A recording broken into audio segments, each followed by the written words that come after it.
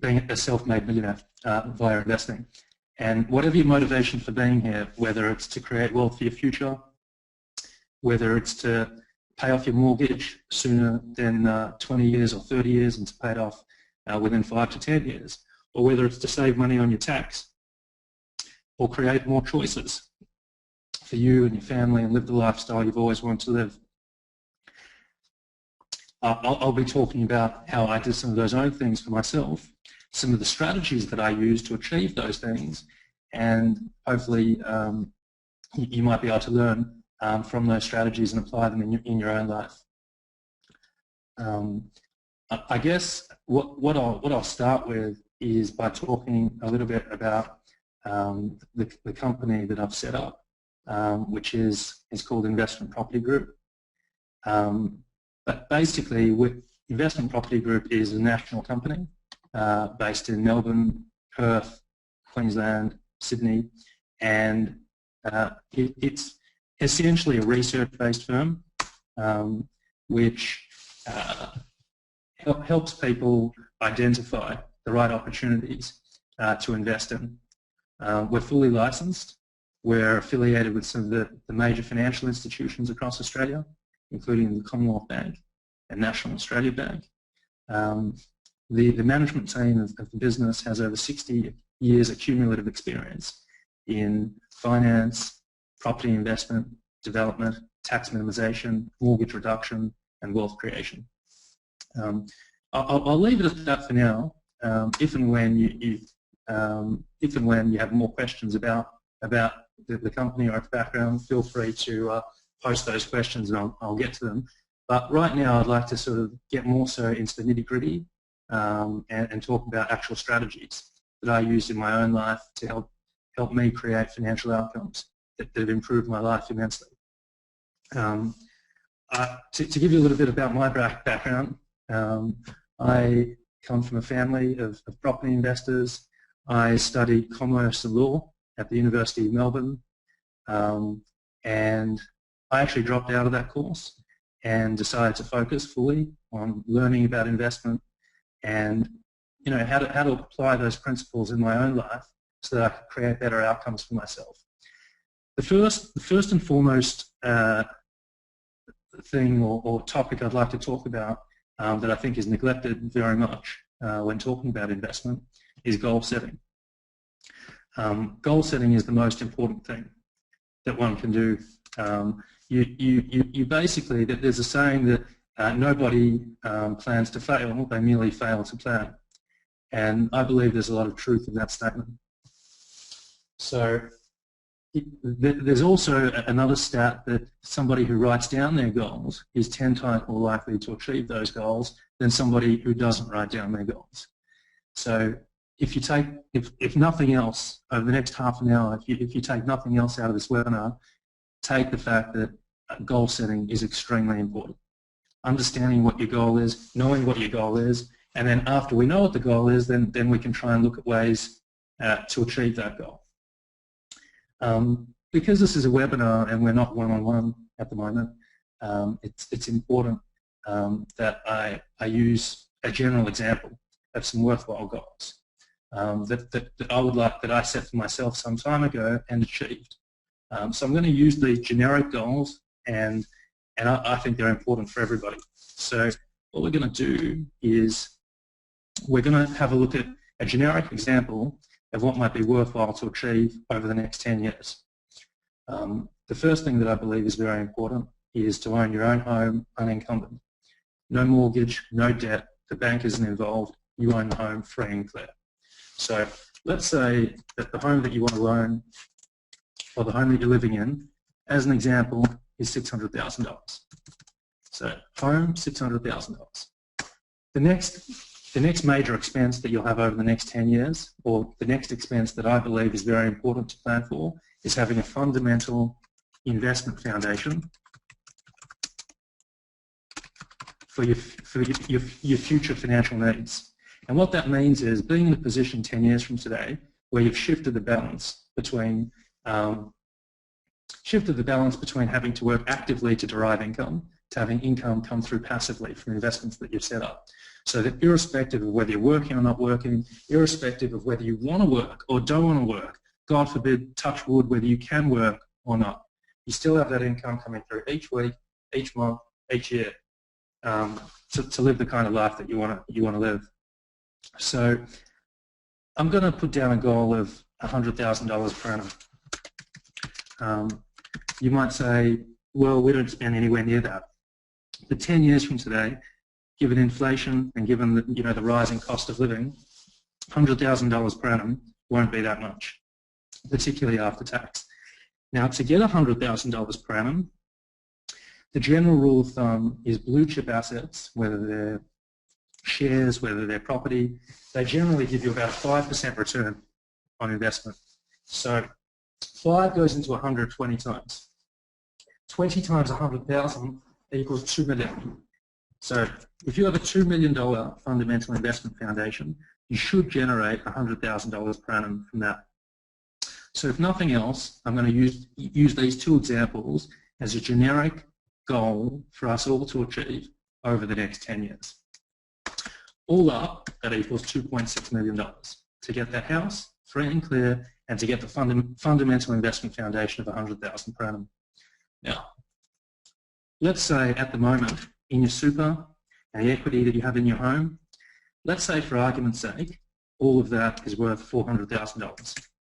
So we're going to deduct from the $2.6 million goal $400,000 that you already have in net total assets, which means you have a gap of $2.2 million to achieve over the next 10 years.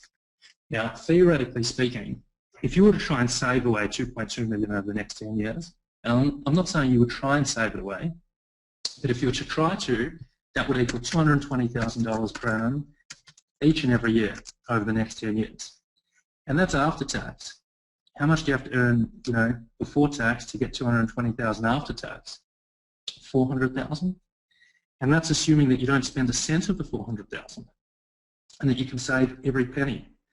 Unless you're the CEO of BHP or a major mining company, who can save, let alone earn, those kinds of funds? So that's the size of the problem. And it's a problem that 99% of the population faces, if your name's not in the BRW rich list. There's a lot that we can do in order to resolve that problem and to fix that problem. But identifying that it's there and having it on your goal list isn't something that we should shy away from. It's something that's very, very important to acknowledge so that we can work out ways to deal with it. The next 15 to 20 minutes, we're going to be talking about how we do deal with it.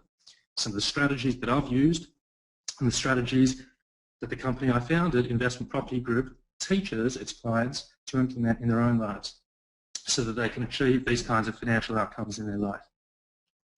The first thing I want to talk about is a concept called leverage. Leverage is basically using borrowings to create wealth. So I'm going to use two examples to highlight how important this is and how it's basically the cornerstone of most successful investment strategies. So the first example is $60,000 invested in a bank account. Now, let's say in a 10-year term deposit, we can achieve 4% per annum growth. Over a 10-year period of time, that's $60,000, rising 4% per annum, will grow by $28,000. That's the non-leveraged strategy. Underneath is a leveraged strategy, where we put 40 of that 60,000 down as a 10% deposit on a $400,000 investment. 10% your money, 90% the bank's money, which means 90% leverage. The other 20,000 of the 60 is used to cover costs, transactional costs, stamp duties, conveyancing, that kind of thing. Over 10 years, let's assume that leveraged investment grows at 7% per annum.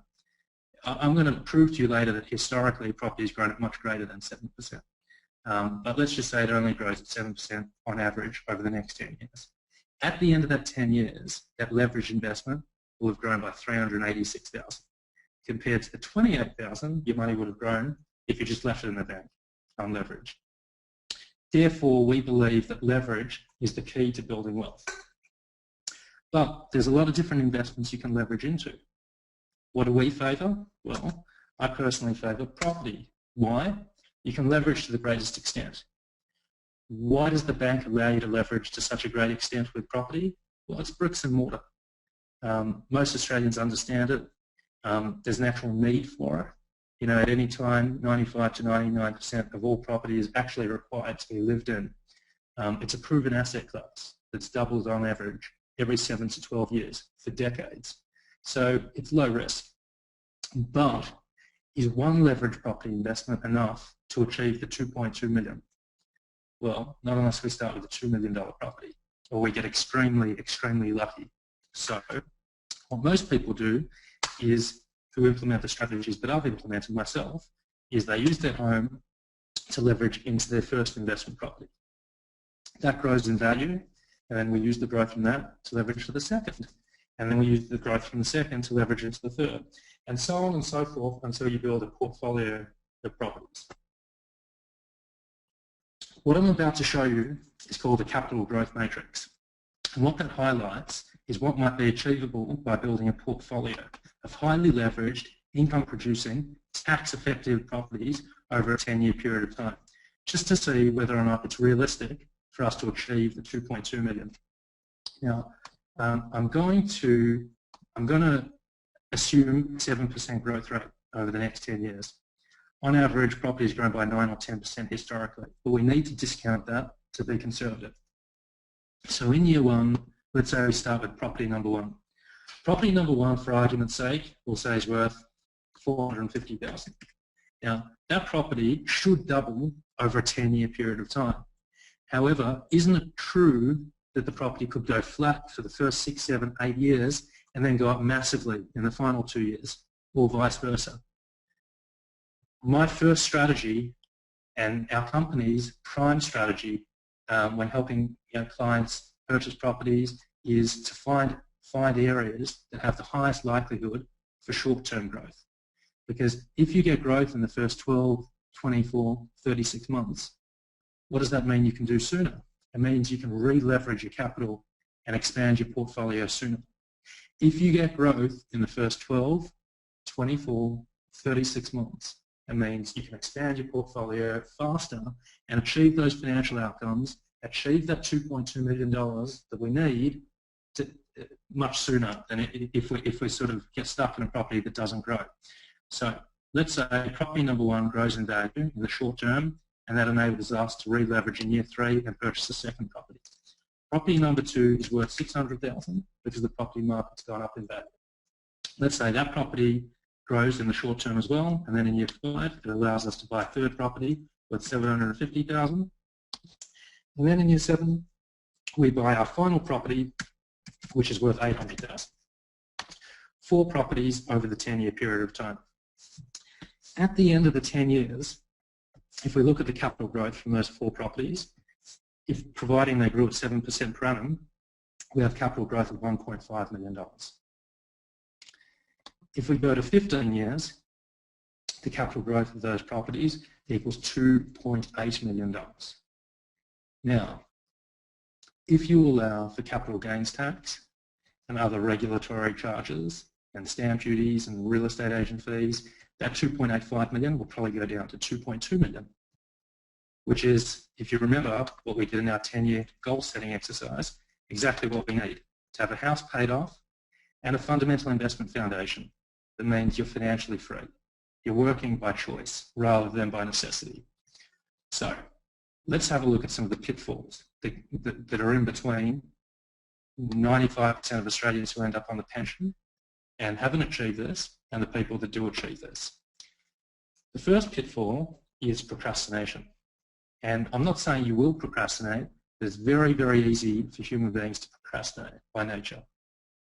I've been promising myself that I'll be going, I've promised myself from the start of the year that I'll go to the gym more often.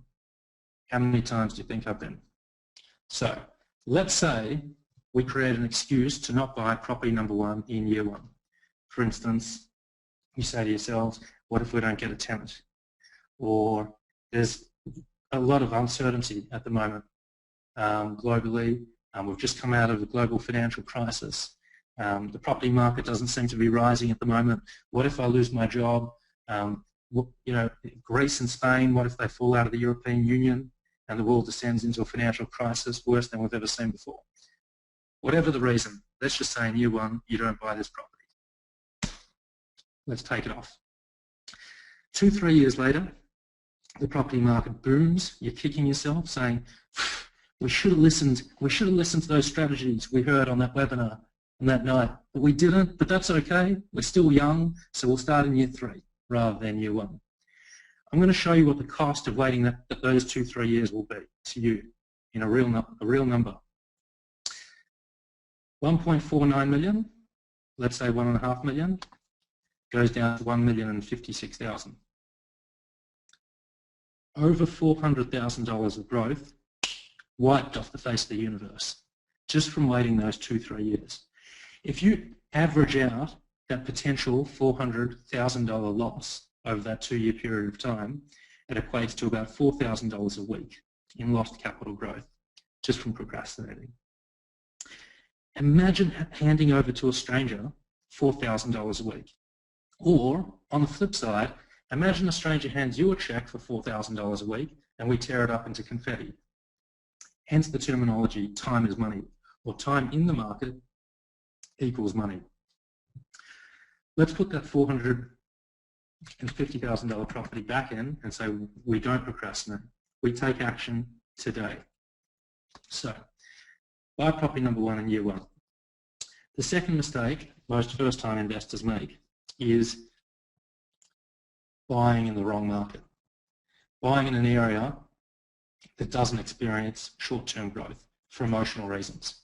So let's say you live in Werribee, or let's say you live in Ellenbrook, or let's say you live in Albany. Well, buy an investment property in Albany, or Ellenbrook, or Werribee. But hang on a second. Why does the suburb that you live in, why is that suburb necessarily going to grow faster than any other area around Australia? And the answer is it won't. I can give you a real life example of what happened in my life. I got my first investment property near where I grew up in a suburb called Box Hill. For those that live in Victoria, you'll have heard of it for sure. I experienced some good growth in that property in the first couple of years. Then when I was dropping out of university and starting this line of work, I was going to buy my second investment property because I started earning a higher income. And people at work said to me, looking at buying your second investment property? I said, yeah. They said, where are you looking at buying? And I said, well, in the same suburb that I bought before, in Box Hill. And then they asked me, well, why Box Hill? And I said, well, I've got a good tenant, I've got great property managers, and I experience good growth. I know the area like the back of my hand. Why not? And they said, because you should be looking at Perth. And I said, Perth? I've never even been to Perth. And then they said to me, but hang on a second. You're investing hundreds of thousands of your hard-earned dollars into this. Why don't you have a look at this research? And then I said, well, when you put it that way, fair enough. I looked at the research. 3 days later, I was on a plane to Perth. The day after that, I was putting down a 10% deposit on an off-the-plan 2-bedroom unit in Perth. What I didn't know was going to happen is over the following year or two, Australia experiences the start of the biggest mining boom we've seen since the 60s. The median Perth property price rose by 40% over the following 12 months. Now, that's not our typical results, so I don't want to give you the wrong idea, but it gives you an idea of what we're trying to achieve. As soon as that property went up as quickly as it did, the bank manager called me and said, you're now in a position to buy another 2 properties if you want to, providing they're under $1 million. Now, had I purchased locally where I was emotionally comfortable, like I originally wanted to do, I'd have done well in the long term, but in the short term, I never would have been able to expand as fast as I did. Let me show you the impact of that on the end of 10-year capital growth and how that potentially affects us achieving that $2.2 million that we talked about in our goal setting exercise. So let's say it's $450,000 property, doesn't grow in the short term. In year 3, the bank says, sorry, you can't buy that $600,000 property. You don't have enough growth from the first one. Wipe it out. Then in year 5, sorry, you can't buy this investment property because the one you bought in year 1 still hasn't grown in value. It takes you 7 years before property number 1 has grown sufficiently to buy another property. Instead of getting 4, we only end up with 2 properties. Instead of getting the 1.5 million, we end up with 684,000. $684,000 rather than $1.5 million. That's over $750,000 loss. Not because we procrastinated, but just because we bought in the wrong area. Now, if we go back to our goal setting list, I haven't put down in our goals fancy overseas holidays, far diamond jewelry. We're talking about having a paid off home and a fundamental investment foundation that gives you $100,000 income, which inflation adjusted and after tax might only be the equivalent of $30,000 or $40,000 per annum in today's dollars. We're talking about the bare basic minimum to survive or to continue the lifestyle that we need to live. So if we come up halfway short of the $2 million or the $1.5 million, it means one of two things. It means we need to live on half of what we actually need, or we need to continue working for another 5, 10, 15 years to achieve the balance. And you won't get those years back. So it goes without saying that the company I set up, Investment Property Group, and myself endeavour above everything else to help clients with achieving, basically the most that you can achieve. And how we do that is, one, by helping you not procrastinate and to take action when you have the potential, and two, apart from the motivation, which is the biggest thing, because if you don't have the motivation, there's nothing else. But apart from giving you that motivation, the second thing we do is we provide the research and information to help you make the right decisions. Buy in the right areas. Get the capital growth that you require to set up a portfolio of 3, 4 or 5 properties over the next 10 or 15 years rather than 1 or 2. So that's a little bit about our capital growth matrix. Now you might be saying, well, that's all good and fine, but we can barely handle our own mortgage payments. We don't have a lot of spare cash. How are we supposed to buy all these properties? What does this all cost us? So what I'm about to show you is the cash flow analysis of a property we recently purchased, and it shows you how affordable it actually is to purchase property. This is a property that was purchased in Victor Harbor, which is in South Australia. The property value was $395,000 if you look in the left-hand column. The upfront cost of that, and that got you a brand new 4-bedroom, 2-bathroom house with views over the water. The upfront cost of that investment, $15,400. Borrowing the lot, it's $410,000. Interest rate 6.1%. Again, you probably borrow money in today at 50 or 100 basis points cheaper than that, but to err on the side of caution, we'll keep the interest rate a little bit higher. Weekly rent achieved for that property, $380. The mortgage each year is $25,000 per annum. Annual outgoings of $4,000 per annum. Total outgoings, $29,000. Rent coming back, $19,000, which means the shortfall, if you deduct the rent from the total outgoings, is $10,100 a year. That equals $194 a week out of pocket. At the average tax bracket, so it might be a little bit lower, might be a little bit higher, depending on what income you have, but I think if you're on a band of sort of 70 or 80,000 up to about 110,000, you'll be on this tax bracket. The tax rebate that you're eligible to get back from the government in terms of negative gearing for this property is $7,250 per annum. Offset the negative gearing tax rebate of $7,250 against the $10,100 gross shortfall, and it leaves an after-tax shortfall of $2,850 per annum, or $55 a week. The question I want you to ask yourself is $55 a week affordable? Or the sillier question to ask you is what's more affordable?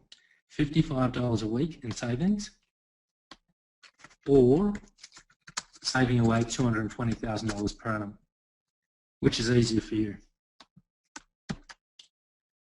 So that's a little bit about our cash flow analysis, and shows you how accessible our strategy, my strategy that I've implemented in my own life, is to everybody else.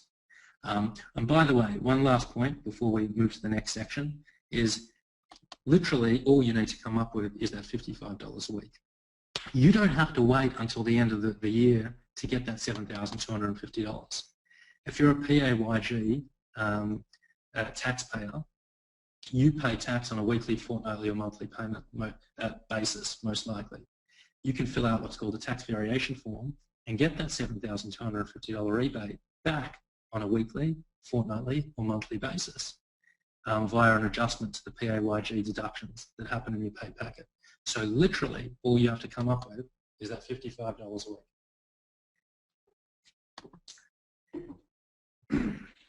Now I'm going to talk a little bit about research and how we actually identify the right markets to get you on the right track to be able to achieve a portfolio of 4, 5 or 6 properties over the next 10, 15 years rather than just being able to get 1 or 2.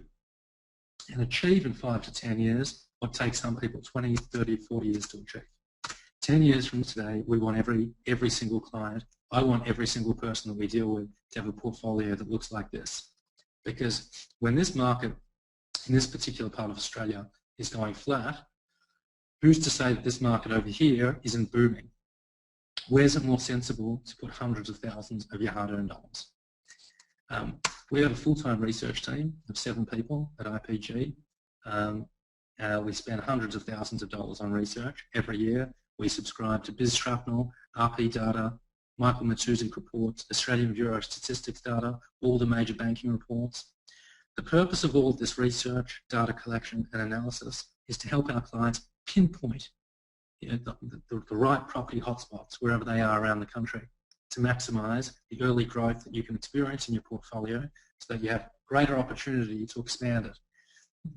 Let me talk about some historical data and what property markets have done over the last 40 years. In Melbourne, the median house price in 1970, residential house price was $11,800. 40 years down the track was approximately $500,000. In New South Wales, similar story, about a $19,000 median price 45 years ago, rising to $600,000.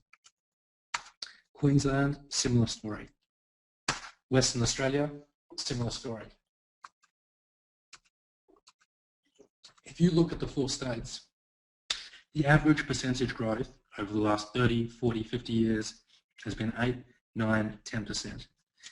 In the capital growth matrix that I showed you before, in the assumptions I was using that showed you that within 15 years you could achieve the $2.2 million by purchasing 4 strategic property investments, we used a capital growth figure of only 7%. Historically it's been closer to 9 or 10%. But what happened in the past doesn't necessarily happen in the future. So let's talk about what's going to happen in the future, potentially.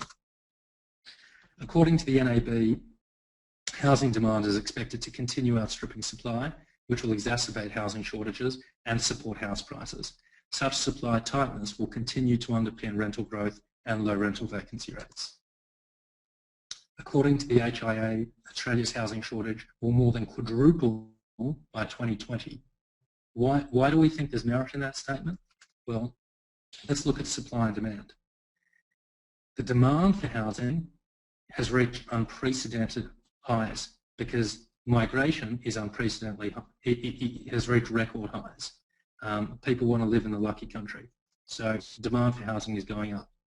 But interestingly, in contrast to that, the supply is going down.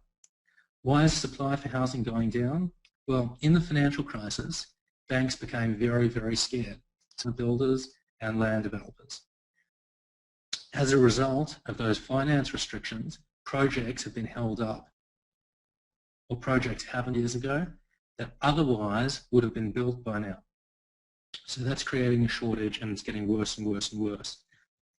Restricted supply, increased demand is a very, very compelling argument for another property boom. But that's all good for the long term. What about the short term? Which are the markets that we believe will grow over the next 1, 2, 3 years more than other markets? Well, we believe Queensland and South Australia are the two markets that will do that based on the research we've done. Queensland at the moment, according to the stats, have the fastest growing economy in Australia. They're the largest coal producer in Australia. There's a generation of cashed up retirees looking at retiring in warmer weather and moving away from the colder Melbourne, Sydney type states to do that in a warmer market.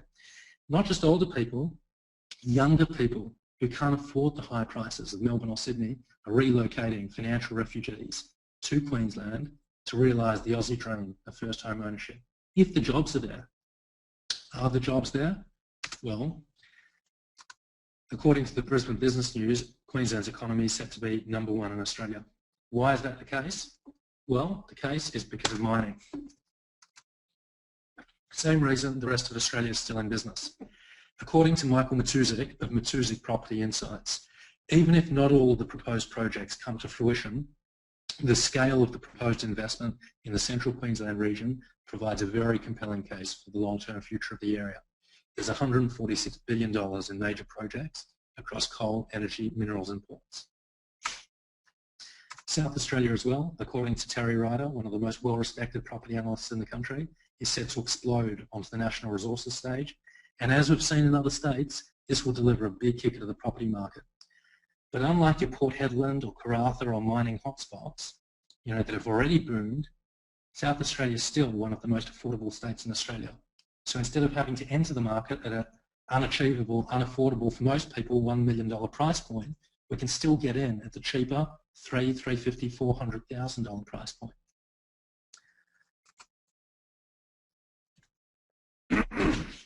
Just because we've established that South Australia or Queensland is the state of choice, they're big states. You can't just throw a dart at the map and say invest there. Just like one state will do better than another state, one city within that state will do better than another city. One suburb within the city will do better than another suburb.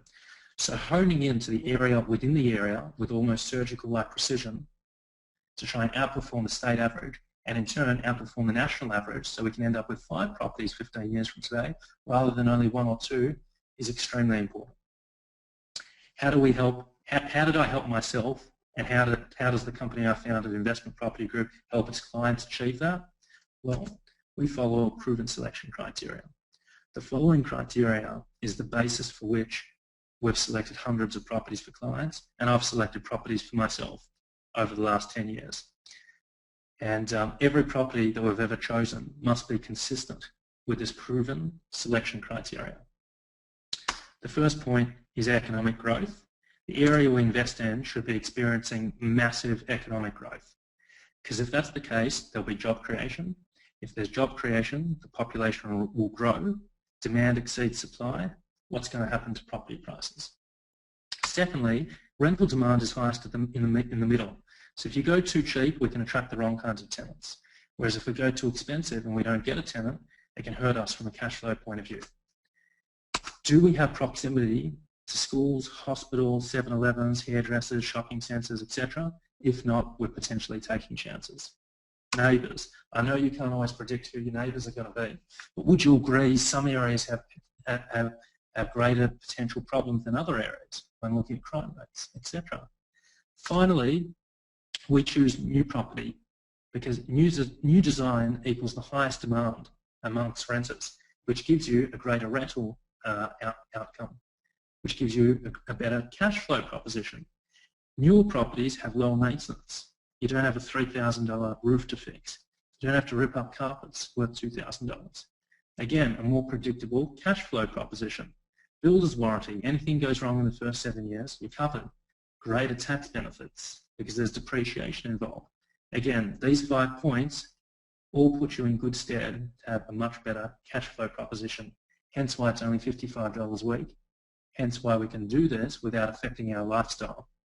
Because yes, creating long-term wealth is all good and fine, but if you have to penny pinch and you have to stress about every cent or every dollar in the short term, then what's the point of doing it? And that's it. It's not rocket science. all we're trying to achieve, all we're trying to do is minimize all the short-term risks involved and maximize your potential for growth. So what I'm going to show you now is called a draft strategy. And the draft strategy basically just summarizes everything we've talked about and also explains some of the services that we offer that are based on my personal experience, both failures and successes, and how you can hope to sort of avert or not experience some of the failures that we've seen, and achieve greater success in your own lives and in your own strategies. The first thing is geographic market. At the moment, the markets of choice that we believe are more poised than any other areas to be investing in are South Australia or areas of Central Queensland related to the massive mining boom. Price point, I'd say the $300,000 to $400,000 price point is the best is the best kind of price point to be looking at. Again, even if you have affordability for sort of $1 million properties, we tend to avoid them. The only reason why is if, God forbid, the economy goes bad, people who are on $250,000 incomes, who then drop down to sort of $70,000, $60,000, $50,000 incomes, can't afford to keep those high-priced properties, and they have more potential to experience volatility in the prices. Whereas at the lower end of the market, there's usually more demand in good times or bad times. So if you have affordability to buy $1 million worth of property, better to buy 2 or 3 cheaper ones to insulate yourself. And you can also spread the risk around by diversifying and buying in 2 or 3 markets. So if 1 or 2 of those markets don't go up, in the short term, you still have another property market that might do that and give you the ability to buy another property 12, 18, 24 months from today and continue the strategy. Within that price point in those markets, we can still purchase quality 4-bedroom, 2-bathroom house and land packages.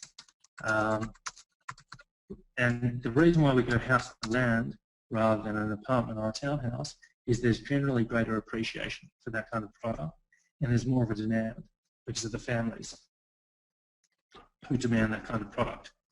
Funding, interest only is the way to go. Interest only, if you don't know what that means, it means we're only paying the interest component of the mortgage rather than principal and interest. The reason why we do that is because the interest component is the only component that's tax deductible. So why pay more? If you have more money to pay something off sooner, pay off the debt on your mortgage for your principal place of residence, because that debt is non-tax deductible rather than our investment debt, which in most cases is tax deductible. Deposit mechanism, well, you can do that via equity in your own property, which means you don't have to save a deposit, or if you don't have a property, you can put down a deposit. Safety margins. We recommend every one of our clients generally set up a line of credit facility. And in that line of credit facility, say you have $30,000, $40,000 available to you at any time. You don't pay interest on it unless you use it. But if, God forbid, you lose a tenant for a few weeks, or God forbid you lose your job and it takes you a month or 2 to find a new one, or God forbid you need to replace the carpets and paint the place 5 years from today, you have an emergency fund, an allocation of money there for you to help you ride it through those short-term cash flow concerns. And in the longer-term scheme of things, $30,000 to $40,000 is very little. Even if you use all of that $30,000 or $40,000, which you probably won't, that's very little compared to the $2.2 million that we're going to achieve, hopefully by following this strategy successfully. Tax methodology. This is and for most people listening, it will cost you under $100 per week. Worst case scenario after tax. Insurances. Landlord insurance is essential, which means if the tenant wrecks the place or throws a wild party and doesn't invite you, you're fully insured up to $50,000 in damages. Conveyancing or a settlement agent. You generally get the best service from a conveyancer or a settlement agent in the state where you're purchasing. And if you don't have one in that state, IPG's researched the best conveyancers or settlement agents in any given area so that you can get a competitively priced, competent, qualified conveyancer approved by our research team. Property management, this is key. You're probably working full-time, you probably have kids, you don't have the time to be managing tenants halfway across the country. In any area that we recommend to clients, we research all of the property managers in that area and come back with a recommendation, which you might or might not use, but if you do, we can guarantee that that property manager will research the applications for tenancy in your property to make sure you get a good tenant. They'll make sure that the rent is paid on time. They'll make sure that there are quarterly inspections that take place. They'll make sure that the rent goes up at the end of the year or at the end of the 6-month tenancy term in accordance with market forces. They'll basically protect your interests. They usually charge 7 to 8%, say 7.5% of the rental as their fees. That's fully tax deductible, but it's well worth it. Finally, property portfolio development. If you're thinking to yourself, well, this all sounds good, would be interested in moving forward, going ahead with a property investment, like I'm suggesting, or even a couple of property investments, isn't going to solve a $2.2 million problem, or isn't going to help you achieve a $2.2 million goal. It's merely the first step towards getting you there. And hopefully that first property rises sufficiently to give you a ticket to purchase the next one, which then rises and gives you a ticket to the next one, and so on and so forth until you build a portfolio that ultimately does get you to where we're trying to go. So that's our draft strategy. Now, if you agree with this draft strategy, what I've set up with my company is to help people such as yourself achieve all of those things. What we can do is we can put together a specific, tailored, fully researched proposal. That proposal document incorporates all of these different elements. If you qualify for one of these proposals, what will be delivered to you will be a 30, 40, 50, 60-page document that is basically a blueprint for how to achieve all of these things. It will talk about where you're at right now, where you'd like to be 10 years from today, a step-by-step guide for how you can achieve all of those goals, a specific first step towards achieving all of those things, so an actual property in an area that we believe will grow faster than any other area across Australia, 30, 40 pages of research discussing why that area will grow faster than anywhere else in Australia, a full cash flow analysis showing you all the costs involved before and after tax so you know exactly what you're up for, a complete turnkey solution to move forward. If you were to get one of these proposals and if you're happy with it, then the process from there is you fill out what's called an expression of interest form, lodge a refundable $1,000 holding deposit. That'll take the property off the market, and it give you the opportunity to then speak to one of our specialised finance consultants who will talk to you about what the best financial products are, choose the most appropriate financial structure for you. Hopefully you get approved for that financial structure, look through contracts, speak to solicitors about those contracts, get approved for the finance, settle on a block of land, house gets built over the next 5, 6, 7 months. About a month before that property is completed, I recommend every single person, and this is something I do myself, visit the property, have a look at it, get what needs to be fixed up. I highly recommend you get in touch with the property manager that we recommend 1 month before the property is due to be completed, and advise that property manager to start advertising for a tenant straight away, rather than waiting till it actually is finished and then potentially experiencing a 2, 3, 4 week vacancy. From that point on, pay your expenses, collect your tax benefit, collect your rent, out of pocket 50, 60 bucks a week or up to $100 a week, get set, forget. Every 6 months from that point on, the company I founded, IPG, will get an independent valuation on the value of the property you purchased. As soon as there's growth of 50, 100, 150,000, whatever it is, we'll be the first ones back in touch with you saying, great news, such and such growth for property number 1. Based on that growth, you're now eligible to buy property number 2. When will be a good time for us to catch up and talk about the next opportunity, so that in year 3 you can continue that strategy, and so on and so forth until you get closer to our 10-year goal of $2.2 million. The way we get paid or the way we get remunerated is we're fully licensed. IPG holds a real estate license, so if you buy a property, somebody's selling a property. And we receive real estate agent fees for facilitating that, which are fully disclosed to you in contracts before signing. The difference between us and, say, the real estate agent that sold you the house that you're living in right now is that most of our clients are interested in purchasing their 2nd, 3rd, 4th, 5th investment property with IPG. Every time that happens, we get paid again. That recurring income allows us to invest more in custom service and allows us to put more money into research. If this service, which I've applied in my own life, if this service will be of value to you, please type the word yes in the chat box now.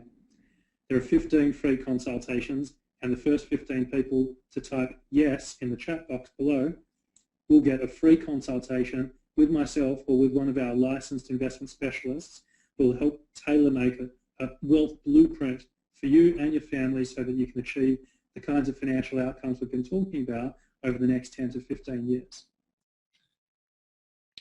You'll now see a URL link in your chat box. Click that to receive our latest hotspot report as our gift to you for committing today to improve your future and to protect your family from financial obstacles now and moving forward.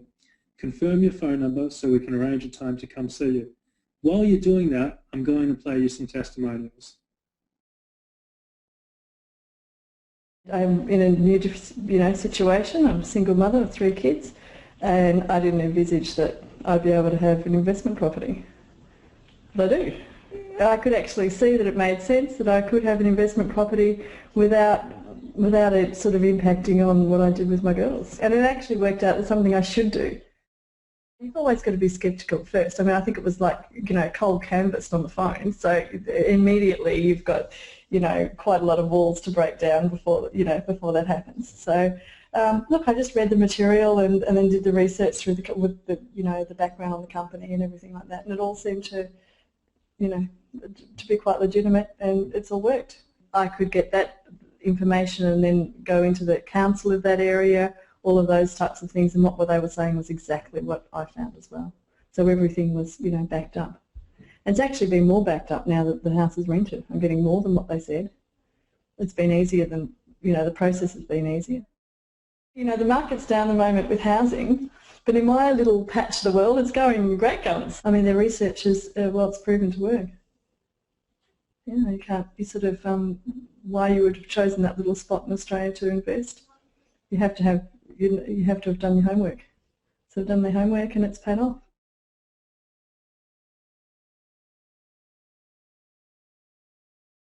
The best thing so far about the IPG group is the contactability.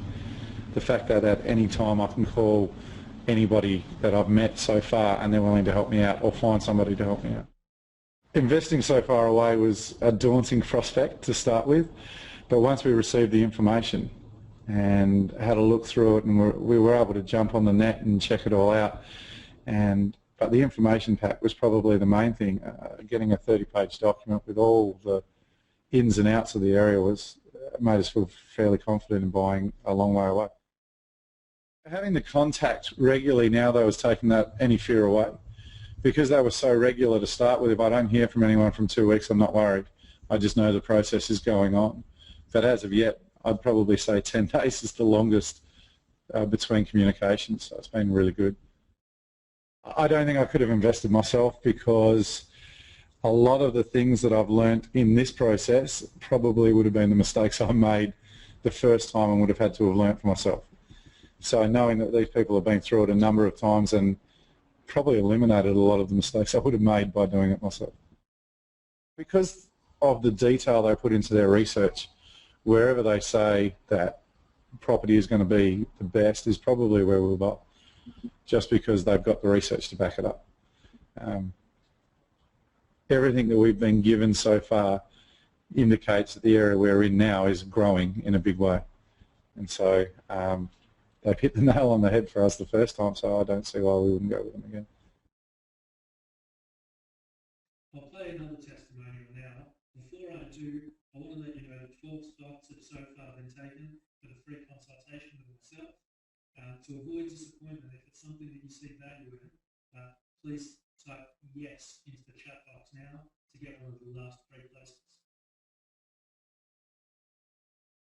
My experience with IPG has been excellent. Rod came over around May last year and I signed up for 2 houses in northern Queensland, and IPG have been very helpful, have one fully completed and now rented. The communication from IPG has been excellent all the way. Rod stayed in contact until the contracts were over the line and the finance in place, and after that, from the building stage, IPG customer service has been calling me every few weeks and letting me know where things are at.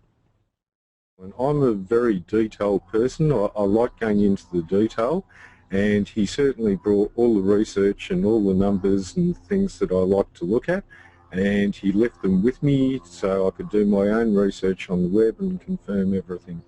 I was quite impressed. I've had a couple of investment properties before, a few years ago, and they did quite well. I guess I was lucky at that stage. We got the timing right in the early 2000s and bought at the right time with both of them. These days I think you've got to be a bit more careful. I don't think you can rely on time in the market anymore, and that's where the extra research that was done by IPG came in to select properties with growth. All of the 15 free consultations have been booked out.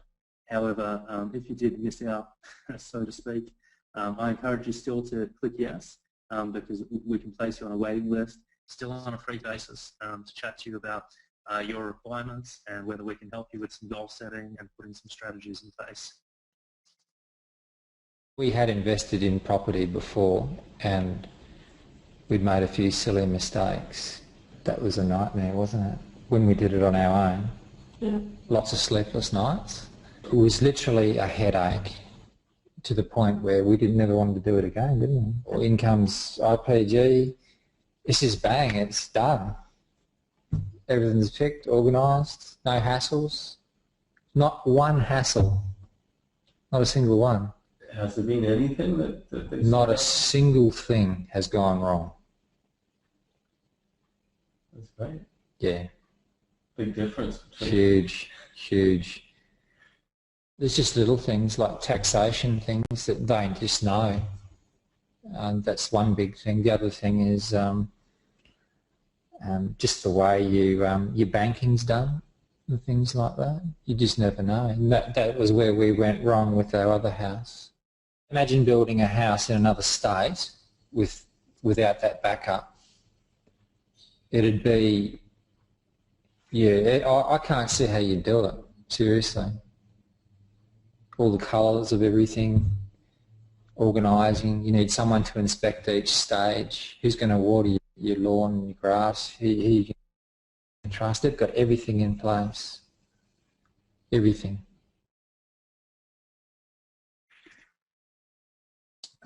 We've got a lot more testimonials than that. Feel free to check our website if you want to see some more. What I'm going to do now is answer some of the questions that have come up throughout the webinar.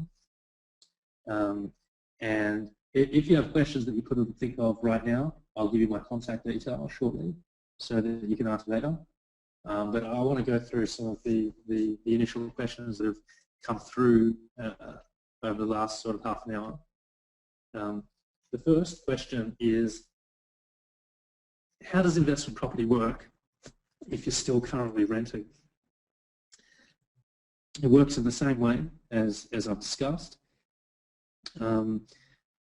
It can actually work better because rather than buying your first owner-occupier house, which has the debt on that has no tax advantages, there are immense tax benefits in buying an investment property. The other benefit of renting and investing rather than putting all your money into your own home is where you want to live isn't necessarily the best area around Australia to be investing hundreds of thousands of dollars, which is what most people do. So you can turbocharge your potential investment returns by continuing to rent but putting your investment capital into a property somewhere else.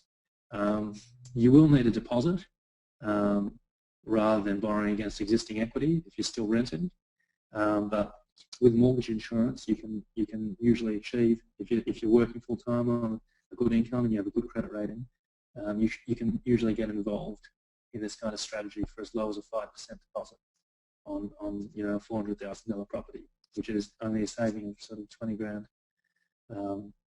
Next question is, I'm currently renting, but we have about 20% deposit for our first home. Do you suggest we buy a house now for owner-occupier reasons, or keep renting and purchase the house? That's related to the last question, and my recommendation would be continue renting and buy an investment property. Where you want to live isn't necessarily where the most growth will be.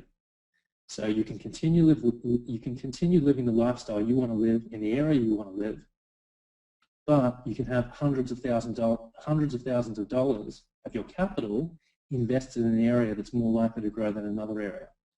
The property market is not going to continue to double every 7 to 10 years, in my opinion, like it has over the last 30, 40, 50 years. I'd like to believe that it would, and many will try and make you believe that it will, but it's had such a spectacular run that unfortunately I don't believe incomes can continue to rise to support that 7 to 10 year double. Now, does that mean there aren't certain areas around Australia that will double over the next 5 to 10 years? Of course there are. Areas that are experiencing massive economic growth, where incomes are likely to double or triple. But that won't be across the board, and it will require more research on the investor's part to make sure those kinds of results are achieved, which used to be easy, now they're becoming more difficult. The next question is from Emily, and what she's written is, in the 10-year plan you mentioned that your home will be paid out in 10 years. How is that possible if your investments are being used for the other investments? Good question, Emily. At the end of the 10 or 15 years, or at retirement, when your income stops, a lot of people stop purchasing and they start to cash in. So what a lot of people, or what a lot of clients, and what I've started to do is selling some of the investment properties that have gone up so much in value, paying down your debt levels, and let's say you have $4 million of property and $2 million of debt. Well, if you sell all that property and then pay off your debt, there should be sufficient balance of profit and to just pay your own house out, pay your own mortgage out outright, or buy the house that you've always wanted to live in outright, using the growth that you've gotten from implementing this kind of leverage strategy. The next question is from Catalina, who's asked, can you explain again how your company benefits from engaging customers into investing? Catalina, we derive real estate fees from helping clients purchase property.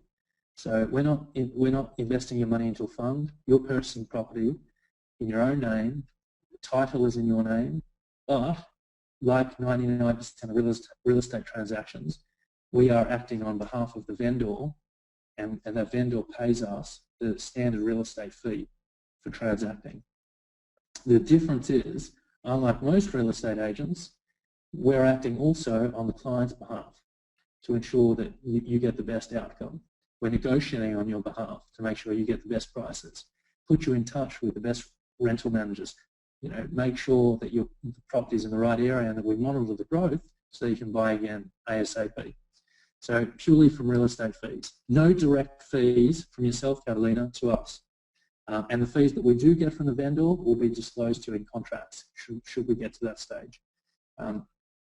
Next question is from Greg, who said capital growth is not that convincing at the moment, and I read that some researchers forecasted that there will be a property bubble. How do we safeguard against this if we borrow money to invest? Excellent question, Greg, and I agree with you. It's funny, I think I just brought it up a few minutes ago when answering another question, but I don't think capital growth is convincing either. However, there are 3 areas that we've been recommending to clients over the last 2-3 years that have outperformed the market average significantly. One area that experienced 40% growth in the last 3 or 4 years. Another area that experienced 28% growth in the first year. Another area which experienced 15% growth 6 months after clients purchased. Again, I'm not saying these are typical results, but with the right research, getting into markets which are experiencing exploding economic growth, where a truck driver in Melbourne earns $50,000 a year. But in the right area, if he's sort of a fly-in, fly-out mining worker, he might be able to achieve $120,000 per annum from being a fly-in, fly-out mining worker who drives a truck on a mining site. Now, if he has $120,000 income on that mining site, his wife might say, well, look, we're earning this kind of money, why are we renting? Let's buy a property. And he's like, well, righto, let's buy a property. Goes to the bank with that $120,000 income, and what happens, Greg, is the bank manager says, what are you on? And the guy says, I'm on $120,000 income.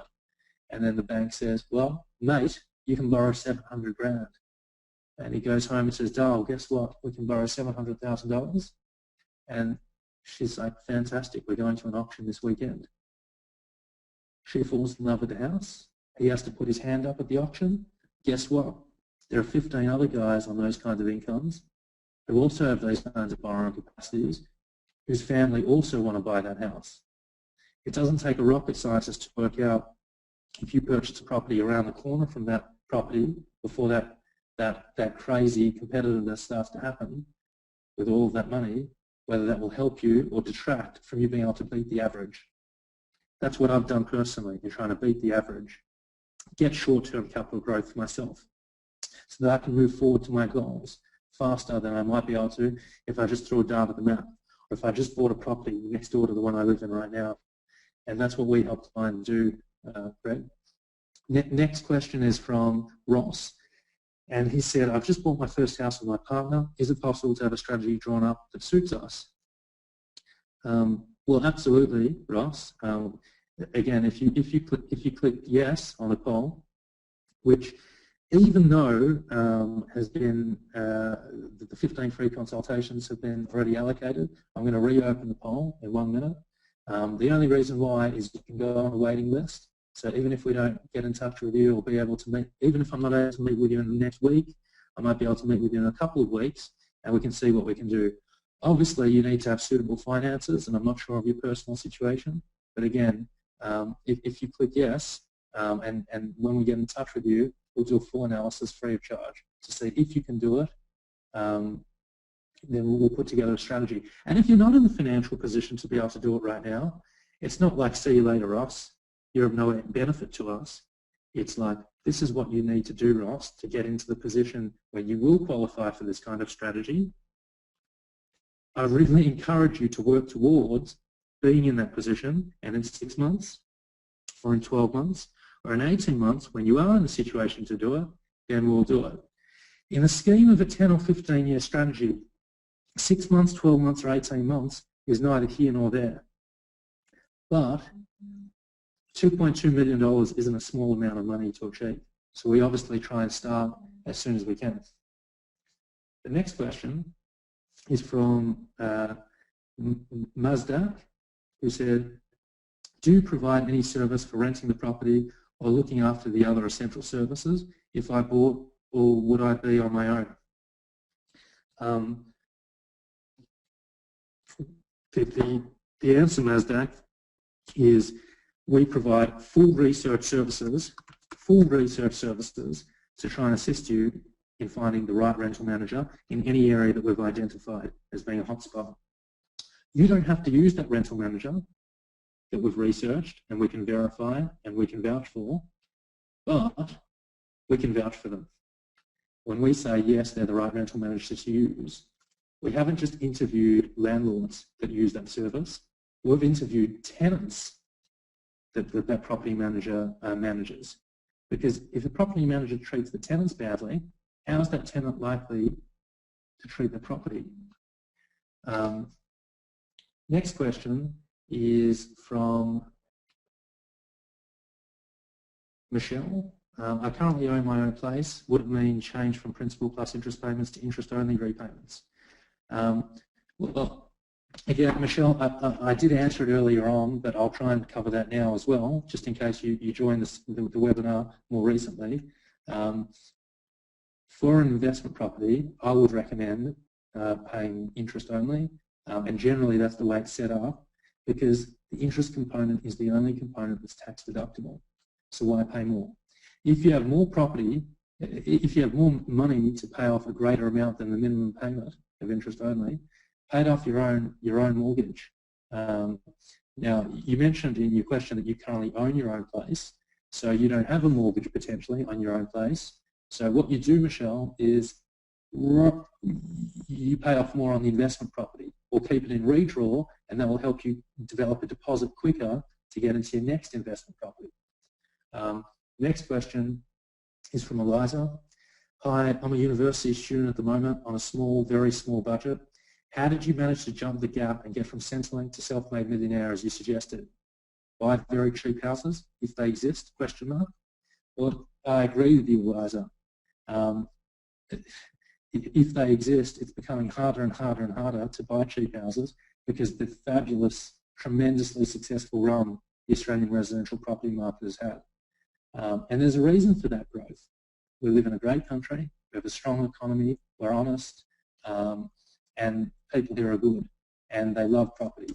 You know, most Australians' dreams are to own their own home, and when they do, they want to renovate it or get into a better home. So I started with a very, very, very cheap house.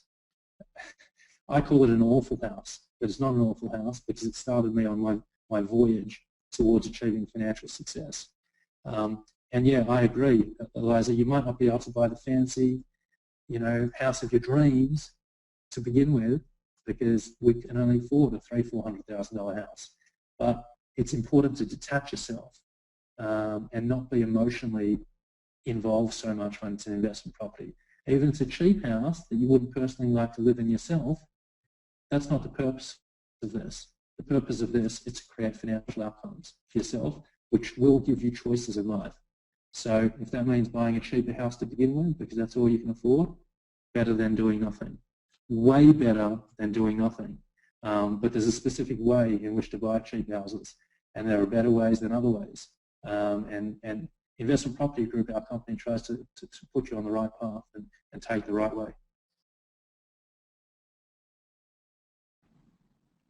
Look, that's all the questions I have time for. I'm sorry if I didn't get to your question, but if you'd like to speak with me one-on-one right now, please text your number in the chat box, and myself, or if I'm on the phone, one of my consultants will call you in the next 15 to 20 minutes to answer any questions that you may have that are specific to yourself. Thanks very much for attending. Goodbye.